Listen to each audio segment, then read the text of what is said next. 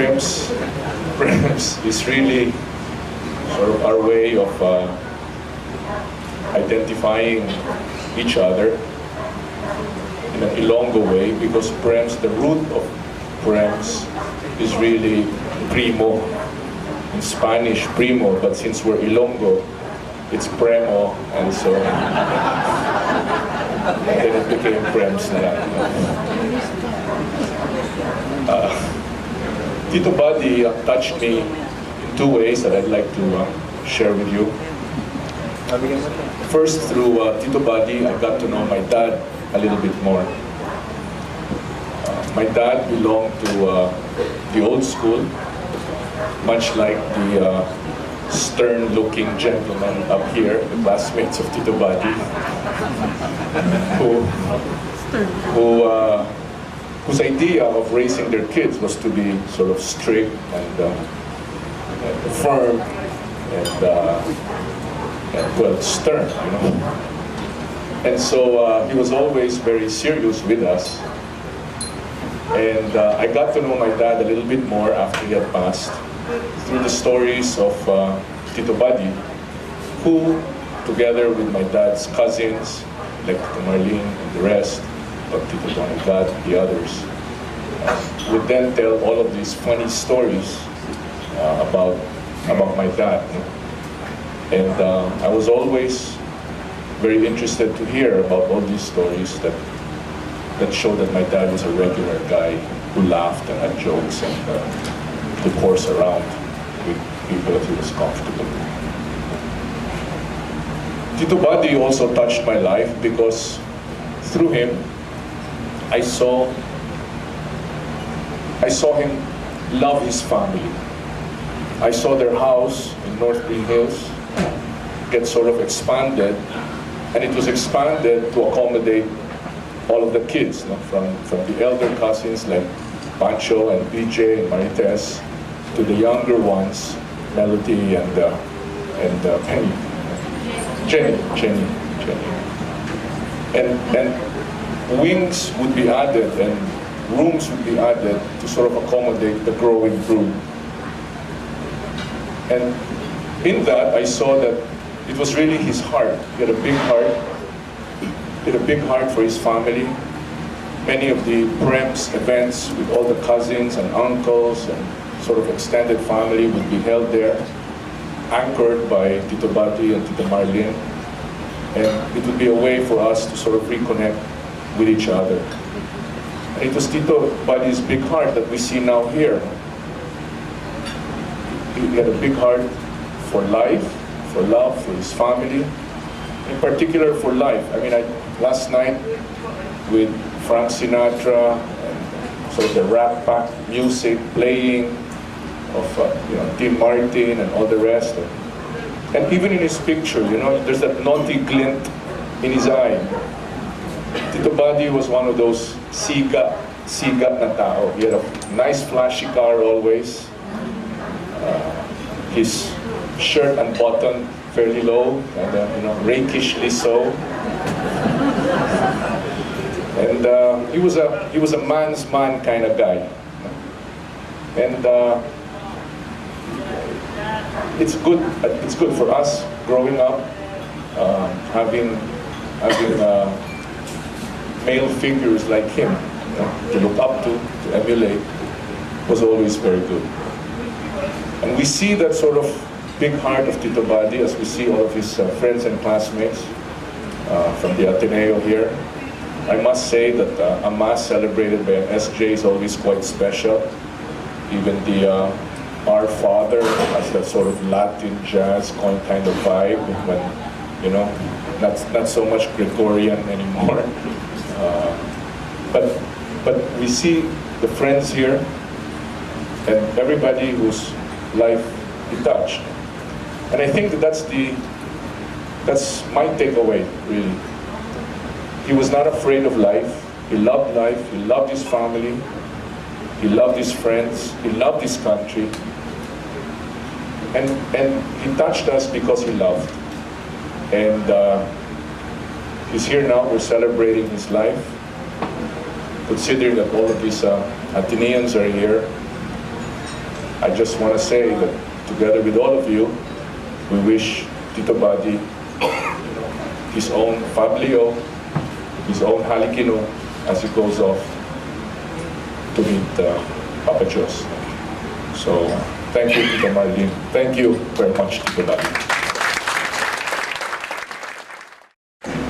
I never really talked. It was always Buddy who did the talking, so can I be excused?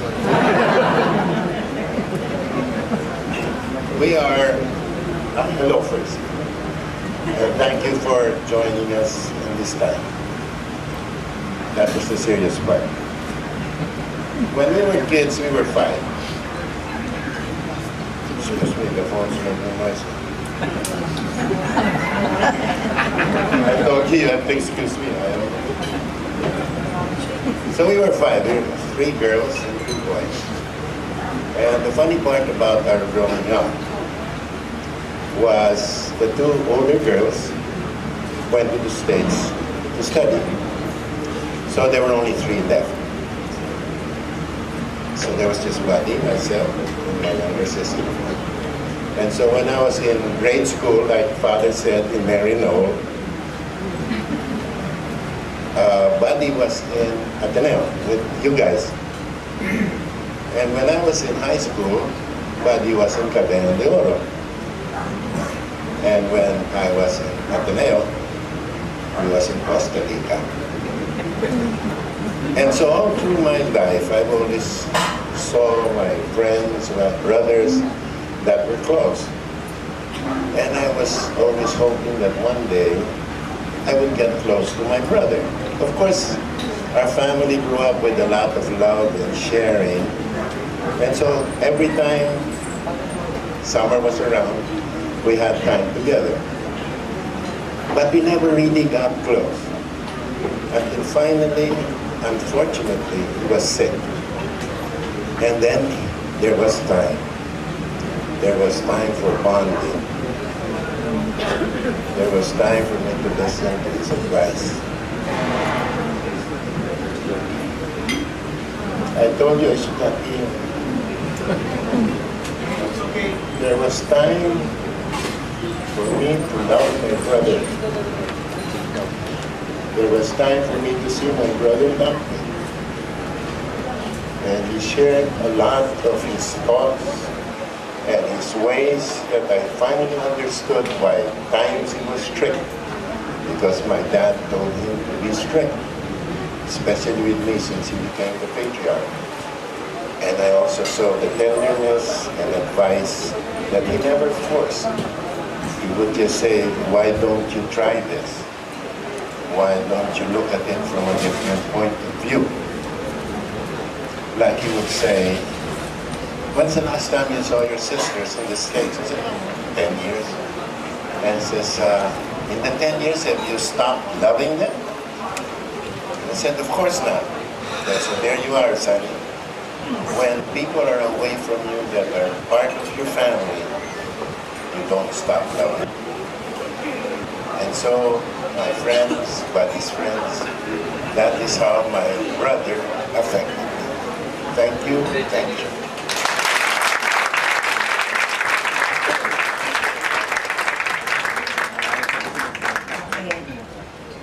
I'm ready with my tissue, are you? More sharing to come. I'm now going to ask Tito Tony Gat, who will be represented by Tonton, to come up here and share heartwarming stories, anecdotes, what have you.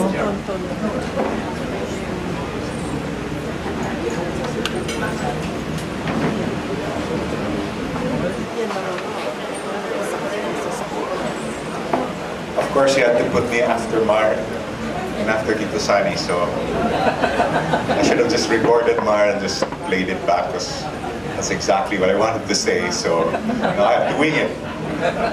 Anyway, my dad, actually I'm here to represent my dad, Tony Gat. You guys know, he wanted me to basically share his story on how he knew Tito Buddy.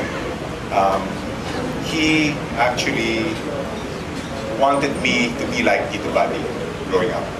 As you all know, Tito Buddy went to Ateneo de Cagayan to study agriculture, so that's exactly what I did. Because he said that, you have to be like your Tito Buddy.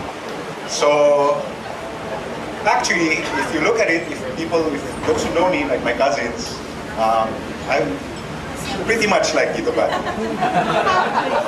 Tito Buddy was like my dad was telling me, he was a bugoy. With the girls' part. He was one of the guy loving girlfriend. So, yun. Tito Buddy liked to have a good time with his friends. Yes, without the phone. So, mas magaling ako kasi wala akong kotse maganda. So anyway, he had a lot of friends, a lot of girlfriends. He was the supposedly Siga in Baguio, who had his own gang. They called Gladiators, I think. My dad was supposed to say. And that's what Tito Buddy. I knew Tito Buddy to be, very charismatic, and very loving, and very warm, and very close to his friends. He liked singing, which I do, like you guys. He liked good food, like me. He liked lechon, like me. And he also liked to sit around, watch basketball in his underwear, like me. So I actually took that from him and decided to incorporate it into my life. So, but one thing that like Mark was saying, Tito Buddy really valued his friends and his family the most. He would that's why he, like Mark was saying, he really took everything. He built that house for you guys to spend time with you, to get to know everyone. And that's one thing I really realized and appreciate about Tito Buddy. He valued his family. And I guess it's a good reflection or a good way for you to get to know Tito Buddy is if you get to know his children, his grandchildren, like Pancho, Maniles, and Jenny, Melody, Bernadette. When you get to know them, you'll see every little element of Tito Buddy. Very strong personality versus like there's no tomorrow, like Bernadette. Right? But also very fiercely loyal and values family like everybody. So that's one thing I wanted to say. And Tito Buddy, we'll miss you. We all know you're in a better place, and please save some lechon for us. Thank you, everyone. Thank you. If you will permit me, I will talk in Ilocano. I'm sure you will not permit me. Anyway, I am pleased by this opportunity to express again my condolences to the family. Marlene and Sunny and the families. I had the opportunity to be present in the last moments of Buddy, and I know exactly how the family feels because I felt the same way. I cried with them, I prayed with them, as I feel like crying now because I was that close to Buddy.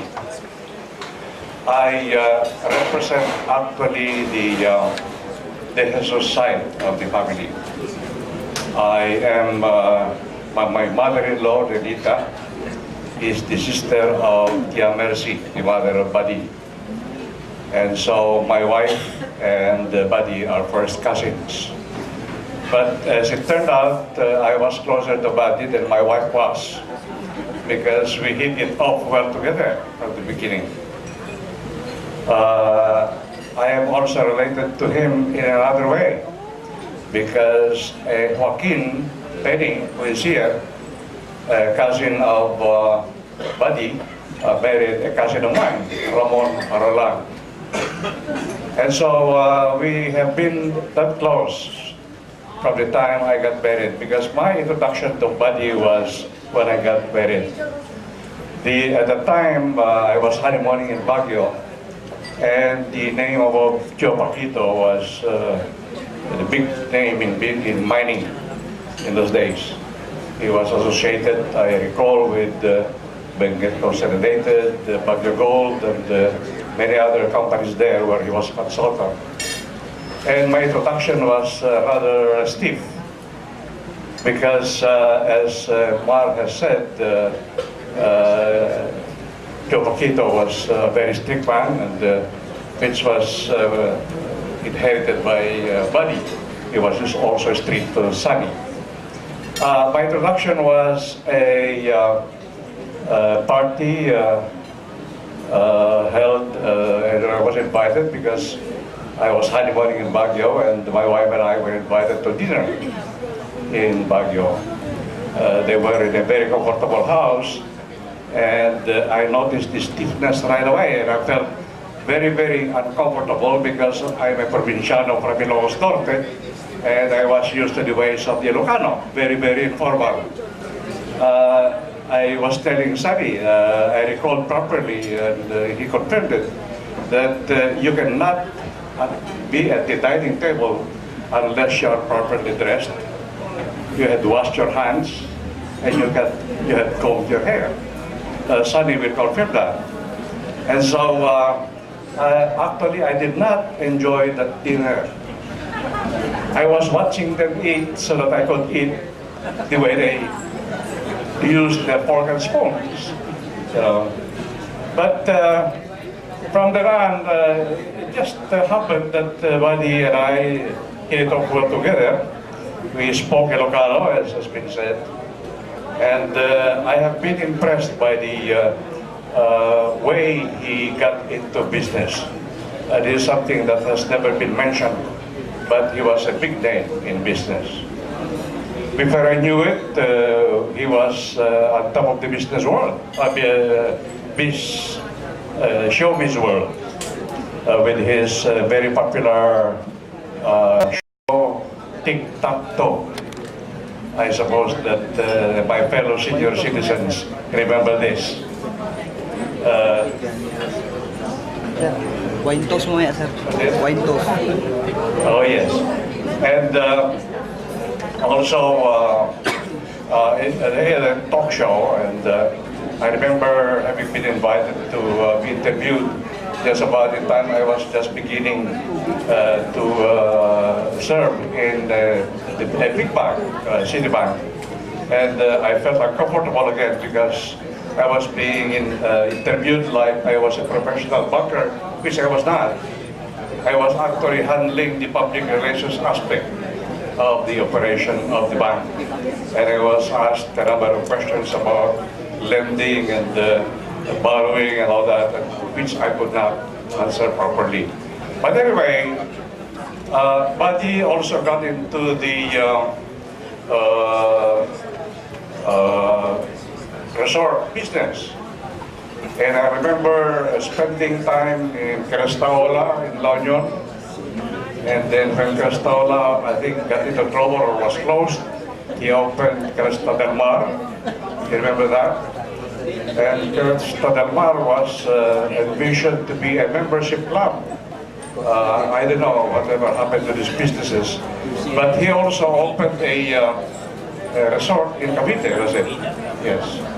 And this to me was unusual because it was not really a good beach, but he transported white sand to give it a white sand reputation.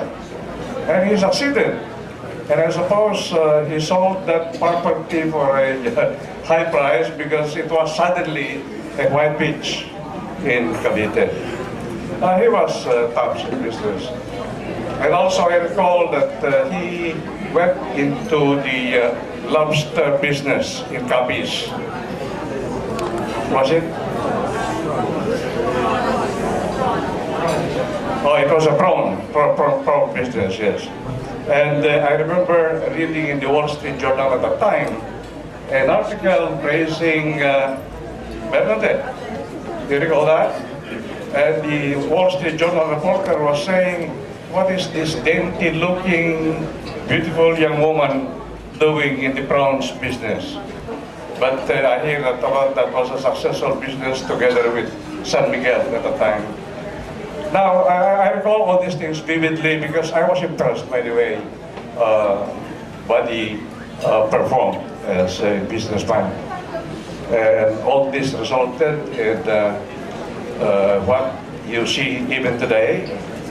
He has, I think, the a big collection of cars, which has nothing to do with the pork barrel. But you see Mercedes-Benzes there. I know this because on my 40th wedding anniversary, I borrowed one, a long Mercedes, for my for the use of my wedding anniversary. And so when I was at the hospital, when Buddy was agonizing, I did not think that I would be there at the time. I just heard that he was in the ICU, and I said, I think it's about time I visited, and so I did. He was no longer in the ICU. The doctors had given up, I hear, and he was now agonizing in a room. We had to wear all the masks and the gowns. And my daughter and I were, I think, the only non-immediate members of the family who were there. And we stayed a long time there. And I cried because he was not close to me, and I could not help but cry seeing him trying to hold on to their life. It's something that cannot be described properly because it's so emotional and draining. I could not study anymore, so about 6 o'clock in the afternoon, I said back to my daughter, I said, let's go. I said, I think it will take a long time before he goes. And so I heard that he went at about 10 o'clock in the evening. And so, as I said to Buddy in Ilocano at that time, I did talk to him in Ilocano quite aloud while I was crying. Sa pulen to ni kasinsin mo at saka si Alexis. You know, my wife and my granddaughter Alexis died within days of each other in 2010. And I still remember them fondly. And so I told Buddy to look for them when he was up there in heaven. And I saw Buddy as we bid goodbye to you again tonight. I say to you once more, look for my wife, my son and my granddaughter, my parents, and introduce yourself to them. I'm sure that you will all be happy in heaven. Good night. Thank you.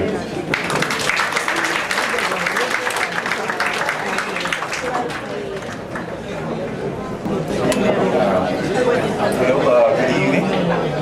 Before anything else, I'd like to clarify 11.5 is the name of our group. It does not represent our mental age. So I have prepared a little something. I was just informed about this a couple of hours ago. And I tried to whip up something. I just came up with about 6 or 7 pages. So delay your dinner. It'll take about 2 hours. So let me start. To Marlin, the family, fellow Athenians, and of course, Lazarites. Friends, ladies and gentlemen. Oh, incidentally, I just prepared this. If there are any mistakes that I commit here, rest assured, they are intentional. So we're gathered here tonight to pay our tribute to Buddy Booking, who has touched our minds and hearts in different ways. Buddy was a long-time member of our eating group, composed of 11 couples and 1 single member. And we will just get together just to eat and sing, or at least try to sing, okay? Allow me, and this is interesting, let me rewind time and go back to February 16, 2014, a couple of months ago. I did not realize then that was the last time that I would see Buddy sing. I did not know that, and I didn't expect that. So last February 16, we had a dinner at the house of Buddy and Marley. Buddy was already wheelchair bound at that time. Yet despite his condition, Buddy spent the evening with the group as we sang songs of yesteryears. Buddy even sang solo with a certain Dr. Pink Duran. I don't think he's famous, but if you come across a certain Dr. Pink Duran, he was with us that evening, and myself as a background. And here is the point. I remember Buddy singing Bésame Mucho. And I think, what does it mean? Many kisses, but what does it mean? Bésame Mucho. And that is interesting because that was the last song that Buddy sang, and I suppose it was addressed to Marilyn. And what does it mean? I think that was the final message. Kiss me a lot, or something like that. That is very significant as far as I'm concerned. Buddy and I share many common problems, like for example, illegal settlers. We are always coming across land grabbers, illegal settlers, etc. But at the end of our brief, serious talk, we end up talking about our favorite topic, and that's food. And Buddy, as you may probably know, is good. He's a good connoisseur,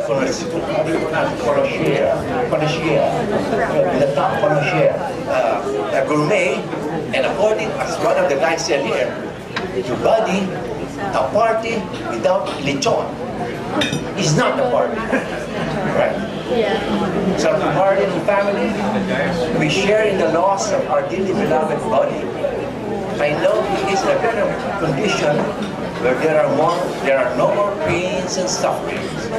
He's now at peace with the Lord, but more important, this is the point, more important, Buddy left us with happy memories. Memories that will never go away because they will be always in our minds and in our hearts. That, my friends, will take a long, long time. It has been said that when someone you love dies, you never quite get over it. You just slowly learn how to move on without them, but always keep them tucked in safely in your hearts. The passing away of Buddy awakens us to this situation because our Lord makes us fully aware that we are here on earth with nothing, no material possessions, and we shall go in the same manner. Young and old, death will come when time will come. But really, what matters are the little things that we have done, and we have multiplied and shared, reach out to as many brothers and sisters, which in turn are translated into memories of good, of one's goodness. And friends, Buddy is a good person. I'm about to finish here so that you can go to dinner. About 6 pages left. 6 pages left, Your Honor. Instead of dinner, I think we are going to have midnight snacks. This is nice. As it has been said, please remember this. Please remember this, especially to our friend politicians. As it has been said, what is important is not how many people love you or know you. What is important is how many people feel your significance. So it's not important how many people know you, but it's important how many people feel your significance. And to us, Ms. Gangmates, significance is defined as Buddy Joaquin. And so we bid you a fond farewell, Buddy. We will remember the memories we shared together, and we thank the Lord for the blessings of knowing and working with you. We pray that one day in God's kingdom we shall be reunited, and we shall spend lives making people happy. And this again is my final. Incidentally, this was made by my wife. Sometimes I ask myself, why is there such a thing as death?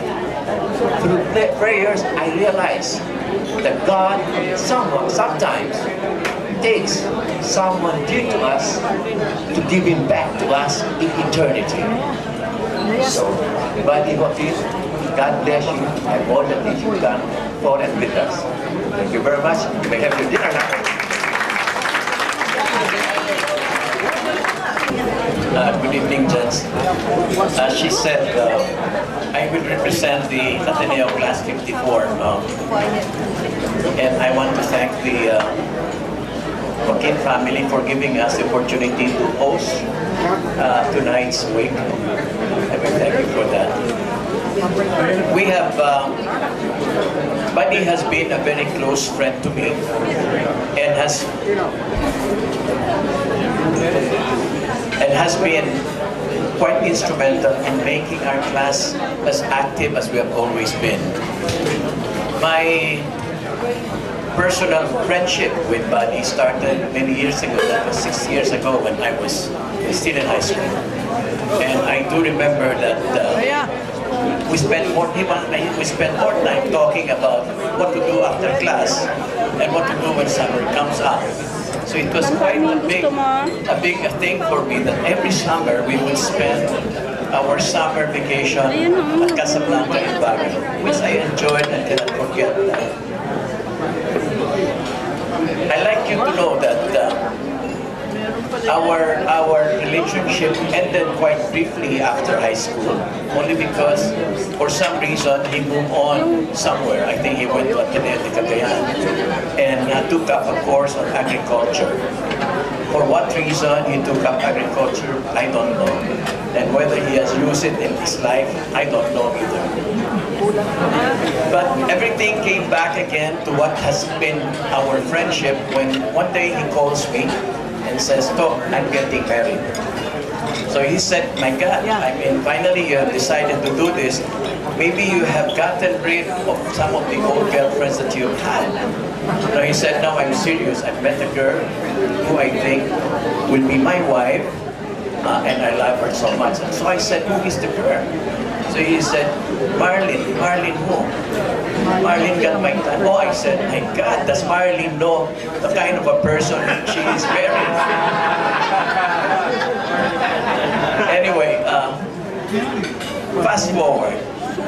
We get into our 50th Ateneo anniversary, and that's when we all got together, including the wives, to find out that everybody has grown old.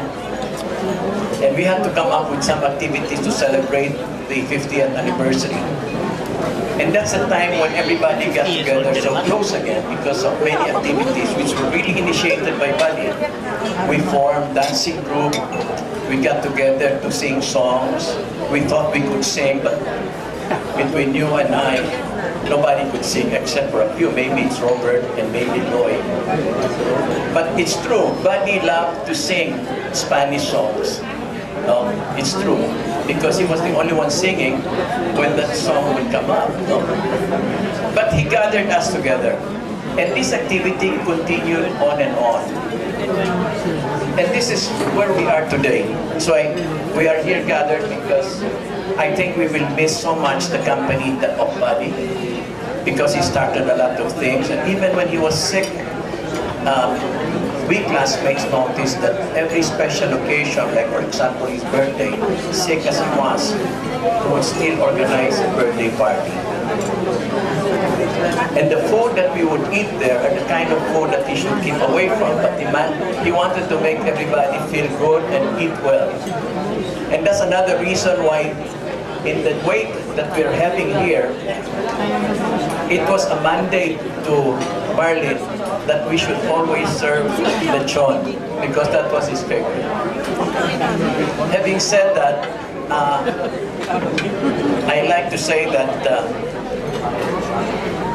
as far as my own personal relationship is concerned, what I found of much value was during all these celebrations, we were able to finally meet the family of Buddy. And we became very close. And it's a beautiful family. And I know that I have been with them all this time when Buddy was suffering in the hospital, home. The day that he went back to Medical City, I was in communication with them because I felt the same way that they did. And so, I mean, I would like to express, therefore, the class condolence to Arlene and the rest of the children. We sincerely extend to you our personal condolence. Thank you very much. I would like to ask, as a last participation of the Class 54, I would like to have Jess Paredes say a few words.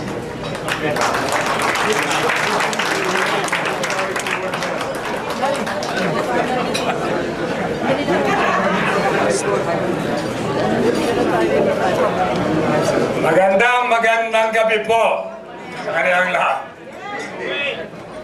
Di man angkop na pumagitna sa harapan, bangka akong palalaot sa gitna ng kahiyaan. Dadapat, bago ko magsimula, nais ko sanang pasalubungan niyo ako ng isang masigabong palapalag.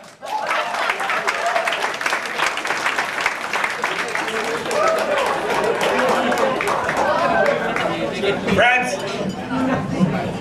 it's not correct that Buddy spoke only with Max and Darlene in Ilocano. 3 of us spoke in Ilocano. Pasky Garson, Buddy, Joaquin, and I. And as far as the class is concerned, there is no... Pasky Garson has no more business being here. He was supposed to die 15 years ago. And Buddy was one of those who helped raise not only spirit, but also finances to cover part of his extraordinary expenses. Because, you know, this guy has had an ongoing romance with this disease. They break up, and then they... Yeah, and then they make up, and they break up again. But you know, good you're still alive. Mga kaibigan, you know, Buddy went to school in Marinol, as his brother says. But you know what? When Buddy was in 4th grade, his father, the Tito Paquito of Max, got him a boxing instructor to prepare him to go to a boys' school. Okay? Maybe to prepare Buddy for the likes of Dodi San Juan, who was always in a fight, but they never really fought. Anyway, yeah. In Ateneo, Buddy and I never really had anything to do with each other. You see, like most of the boys here, I had nothing to do with Buddy. You know why? He was in the honor section.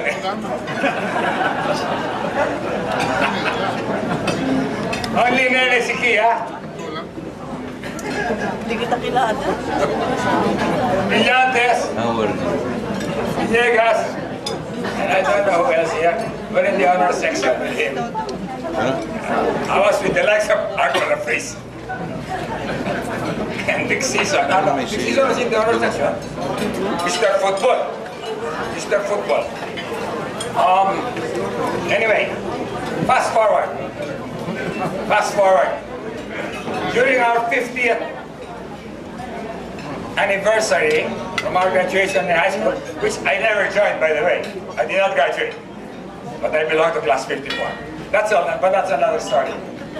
Anyway, this shirt, I wore it because it's very meaningful. Okay? Eagle fan, Lux et D. It's really Eagle Fund. That's why Buddy's last will and testament, he asked that instead of flowers, contributions to the Ateneo Class 54 Fund be given.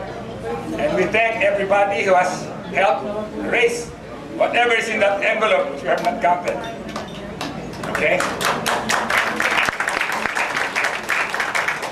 So, Buddy, nandiyan ka na sa earn. Kumikita ka pa, you're still earning for us.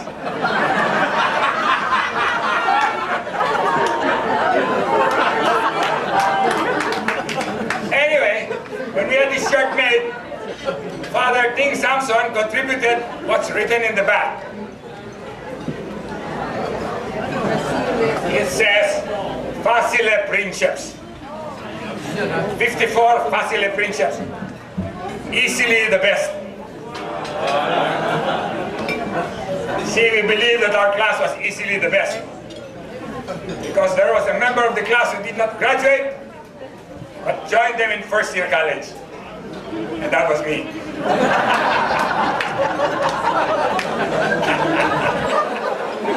All right, when this was being made, we had small, medium, large, extra large. And Buddy came along, and we said, pwede na ba yung double X? No, you try a triple X. Dating ng triple X, 4X. So when I look at Pancho, si Pancho, 5X.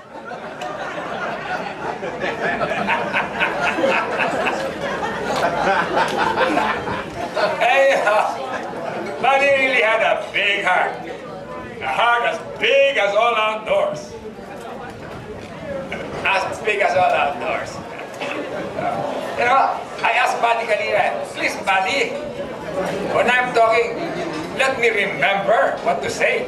Because sometimes I have so much fun laughing with you, I forget what I say. No? It happened to me during a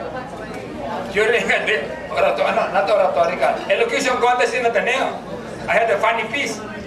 When the audience started laughing, I forgot the piece.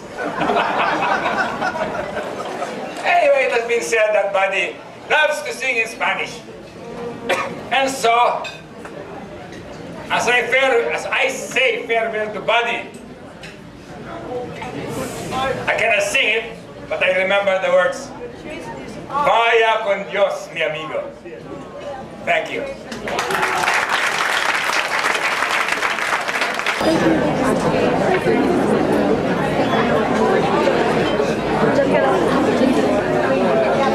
Hello? Can you hear us at the back? Okay.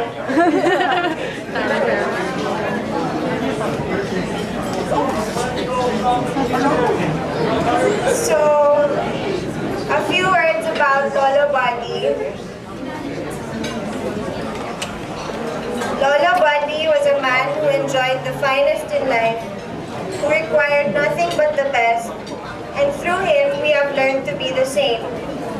Yung hindi pwede ang pwede na, and to keep our standards high and to never ever settle. Lolo Buddy was an honorable man, most genuine and sincere in whichever hat he wore at any given moment. He wore all his hats most gracefully and with fervor. Lolo Buddy was a trailblazer, way ahead of his time. A courageous man who went after his goals full steam ahead, with nothing ever half-baked. And whenever he'd stumble or fall, he always got back up again with much more spirit than before. Lolo Buddy was the utmost family man. To his family by blood, or to the family he'd chosen for himself in his lifetime. He had the biggest heart with so much love he most willingly shared. Lolo Buddy lived most deliberately, and he and Lola gave me the same advice on my 18th birthday, to live deliberately. They said we can get so caught up in the hustle and bustle of life and be left wondering where the day went, the week went, and the month went. Lolo Buddy was a brilliant example of a man who lived a deliberate life because he never just coasted through. Every moment was lived most purposefully, and more importantly, he was always there, genuinely there in the here and the now of the moment.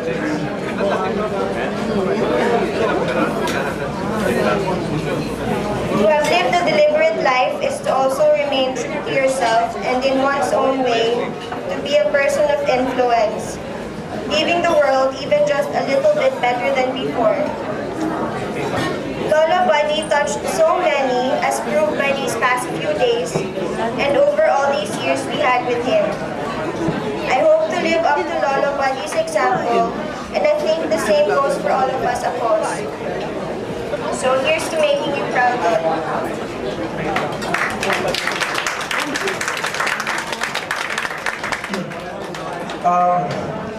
Hi, I'm Manolo, Lolo's first grandson.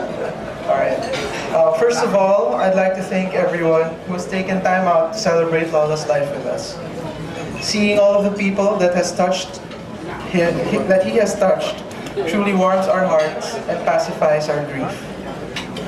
Lolo was 1,000 things to 1,000 people, but the constants all throughout were always family and faith. He always made it a point to pull everyone together.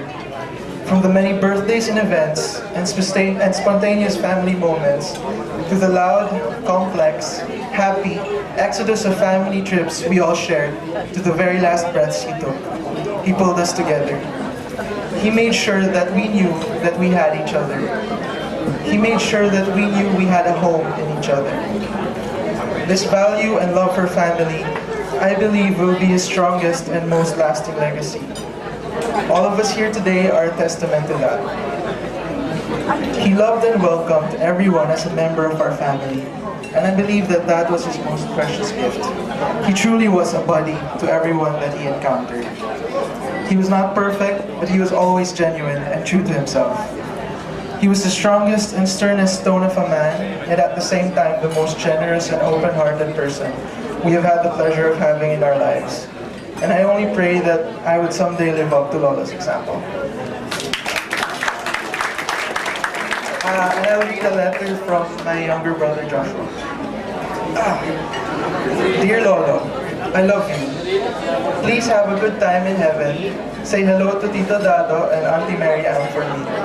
Please be good and be happy with Jesus, God, Mama Mary, and the Holy Spirit, and all the others. Your grandson Joshua.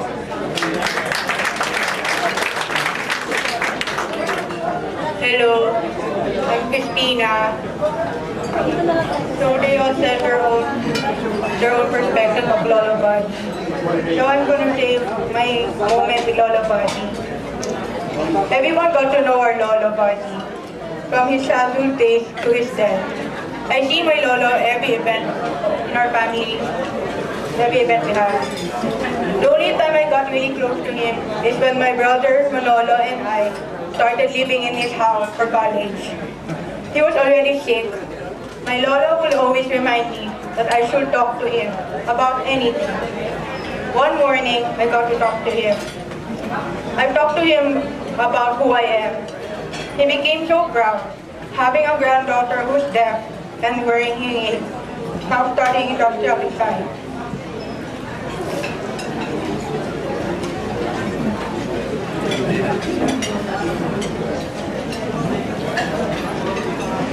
Just not that he was proud of.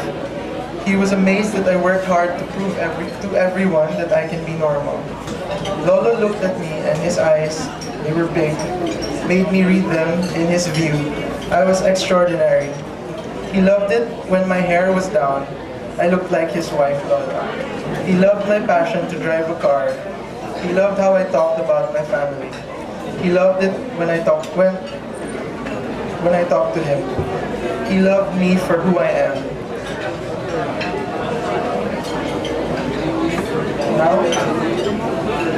Now that I lost my grandfather, now that I just lost my grandfather, I lost a friend, a person who listened to me, and because of that, I love you, Christina.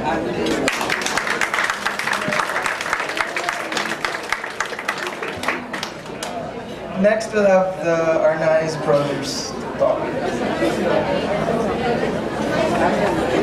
Correction, the Wakinas.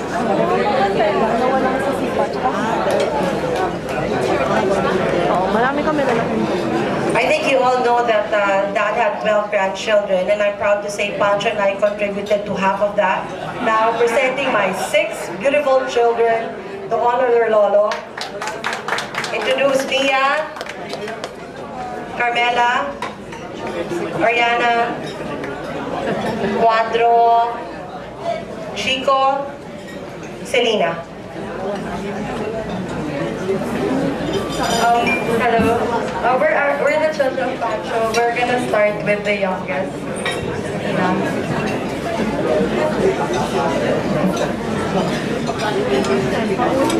My name is Shishini.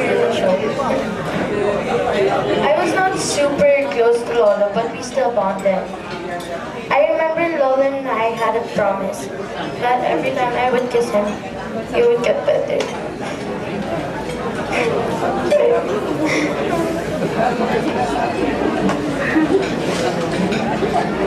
I was not super close to Lolo, but we still bonded. I remember Lola and I had a promise that every time I would kiss him, he would get better. I also remember the trips that all of us would go on. Lola was like a second dad to me. Like on Sundays, I would tell him what's happening in school and home, and he was really amazing. From Selena.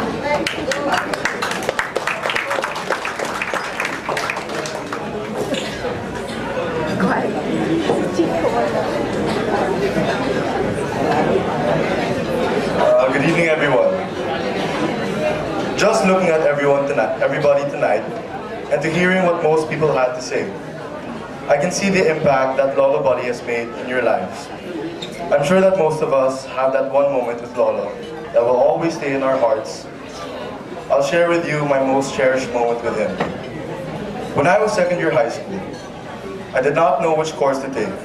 I didn't even know which college to aim for. So I went to Lolo for some advice. At first, it was the expected, bakit namimili ka pa? Ateneo ka na. But later on, he gave me more than just tips on living the Atenean life.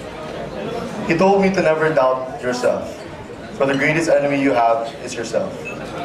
He told me to always stay positive, no matter what happens to me or anyone else. But most importantly, he told me to be the best Francisco I can be. There's no need to follow in his footsteps, and there's no need to be like them in the future. Besides these lessons, I learned what type of man my Lolo is. He's the type of guy who's willing to lend a helping hand to anyone. He's the type of guy who always strived for excellence and never settled for less. But the most important one was that he was a family man. The man who made his family his #1 priority. Lolo, not only did you give me one of the most inspiring talks I've ever received, but you gave me the chance to see the type of man I want to be. I am proud to be a Francisco King, living in your name and carrying out your legacy. I love you, Lolo.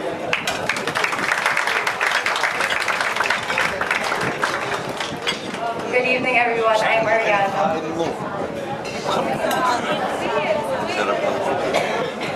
So, Lolo always made us feel important to him, and that we were always worth his time.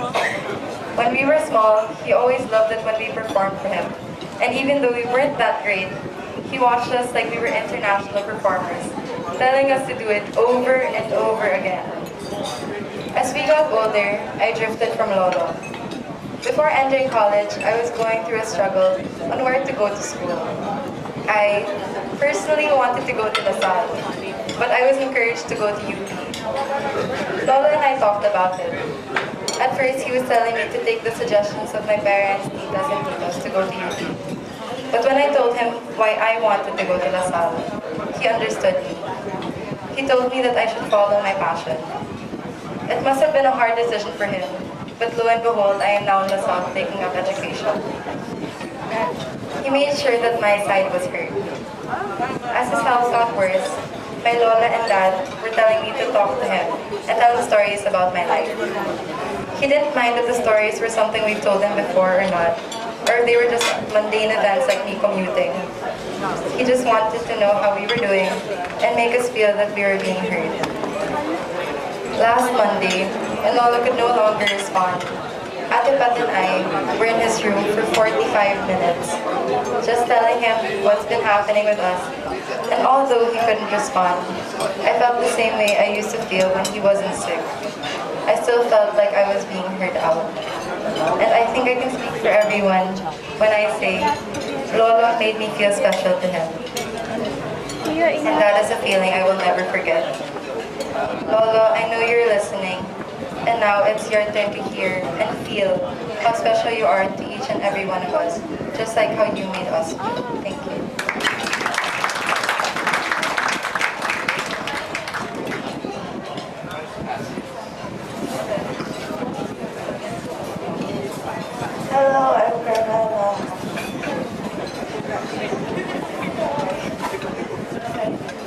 said, I was in Hong Kong.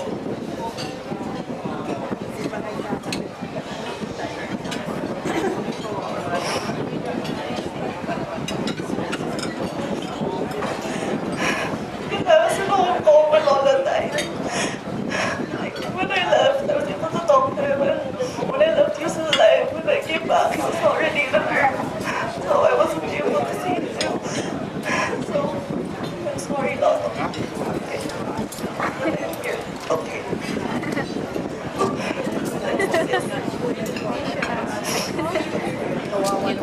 And this is the first time I got emotional when I came back. Everyone was such a light. Right. I think we can all agree that Lola Body accomplished a lot in his lifetime. From engineer to entrepreneur, and he worked in the media too.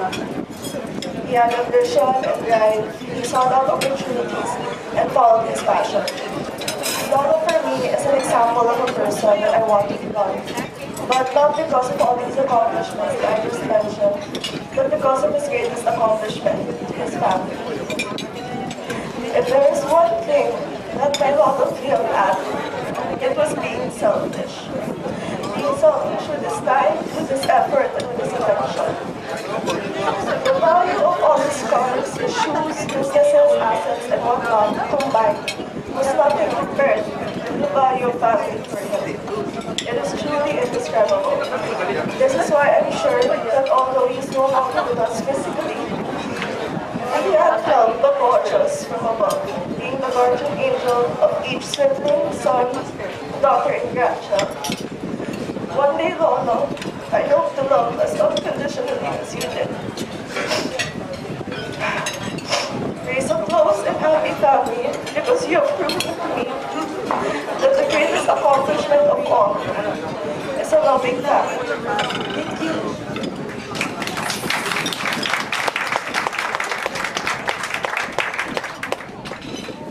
Okay, so hi, I'm Patricia, and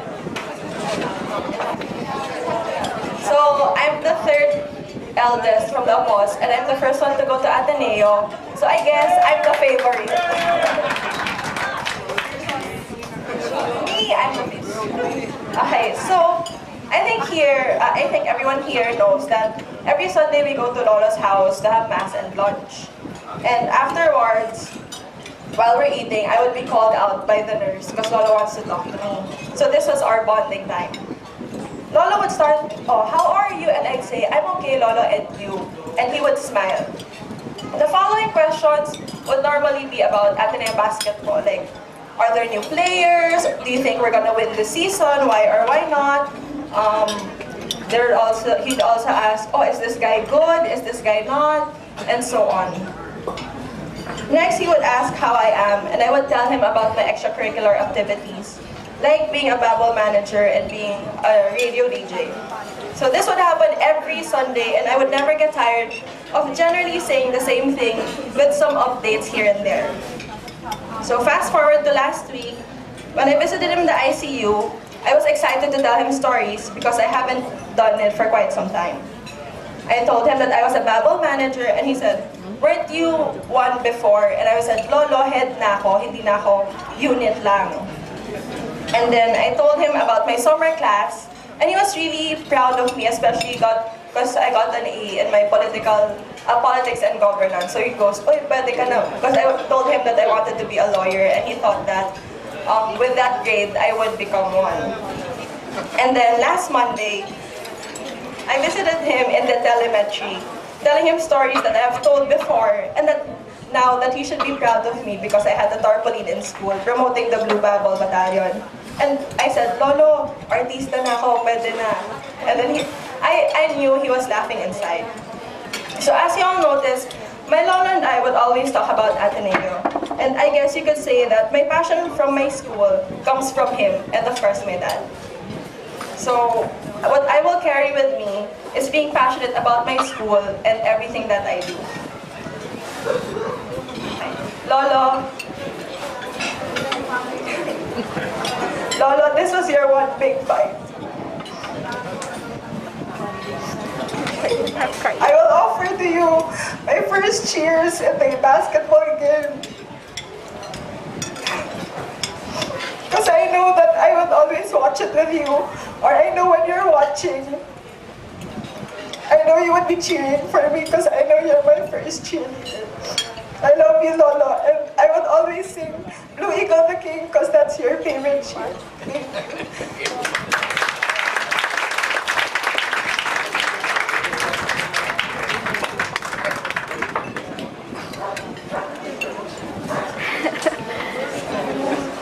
Hi, I'm not Pancho's kid. I'm Maritez's kid. And not just kid, but we're in a Joaquin function. He's a guest. Married into this family, part of this family. Kidding. Alright. Yeah. This is my brother Gabby. My name is Santiago. We're the Arnaiz brothers, the smallest family of the Wakids, which we call ourselves. Kids, no, Wakids. I prepared something for Lolo. And Gabby will stand here being good.